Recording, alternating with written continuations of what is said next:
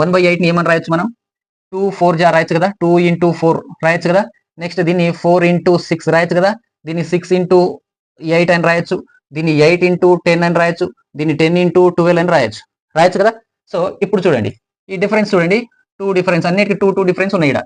2 difference ఉంది కాబట్టి ఇప్పుడు చెప్పినట్లుగా 2 డిఫరెన్స్ ఉంటే 1/2 into first number minus last number. First number ఏమవుతుంది ఇప్పుడు 1/8 ని మనం 1/2 into 4 రాసినామంటే ఫస్ట్ నెంబర్ ఏమవుతుంది 1/2 అవుతుంది. కాబట్టి ఫస్ట్ నెంబర్ 1/2 మైనస్ ఇది లాస్ట్ నెంబర్ ఏమవుతుంది, ఈ 120ని 10 into 12 రాసినాం కాబట్టి 1/12 అవుతుంది లాస్ట్ నెంబర్. ఓకేనా, 1/12 అవుతుంది అనమాట.